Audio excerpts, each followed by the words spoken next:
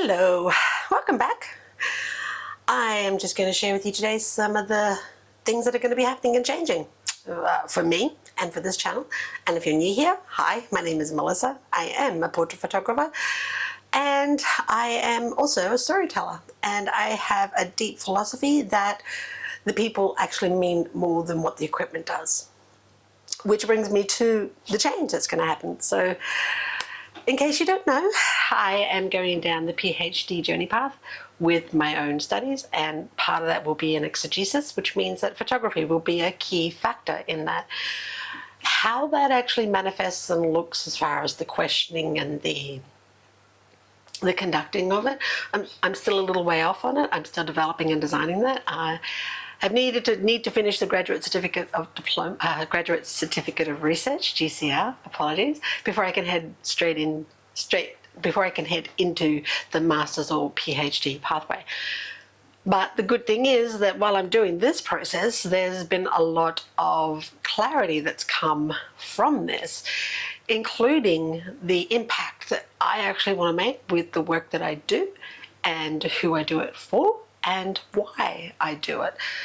So, like I said, it will be an exegesis, which means that photography and storytelling will be playing a very, very big part of it.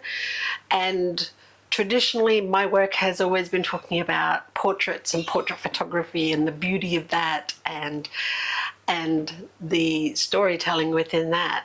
And while that is still a love of mine as a photographer, it won't be the central focus of this channel and where I'm heading to in 2026 and onwards. I have made the decision that the focus will be more on the storytelling. I realized that it's quite a skill to capture and be able to hold somebody's story with some deep sacredness and an understanding that there is safety and trust developed in that, and that I never take that for granted. And I think it's one of the unique qualities and the unique skills that I bring for my clients, to the fact where they trust me and they keep coming back to me in order for them to do, more photography and more photographing, more special moments for them. But this will be more on the video, and the filming of the story and the story connected with the person, because I feel that this is going to be a big part and play a big part in my PhD journey, and what the questioning that I am trying to find out as to what makes, what actually makes people tick. And like I said, I'm still developing my research thesis and my research question, and it may change.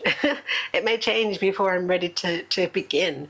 But for this moment in time, I am taking a step back from the portrait world of photography. I am not saying that I will never ever go back to doing portrait photography, but I am saying it's time now to go and try something new, stretch my wings creatively in other areas, and filming and videoing or storying in moving images, pictures if you like, is a natural progression into that, or what I think is a natural progression into that. So I hope that you'll be sticking around for me for this next part of the journey. I really hope that you find some value in all the mistakes that I know I'm going to make, as well as in all of the wonderful and exciting and new things that I'll actually be finding out, not just about the processing of going through a PhD journey with photography,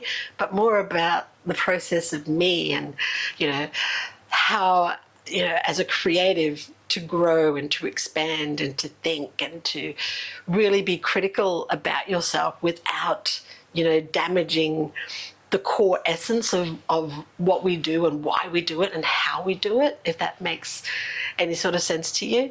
I hope that you will come back and be part of the journey. But if not, I do thank you and value for being with me thus far. And I hope that whatever endeavors that you take up from 2026 and onwards, that you know that they are near and dear and true to who you are, where you want to be, and how creatively you want to express yourself. So thank you. Thanks for watching, and I'll see you in the next video.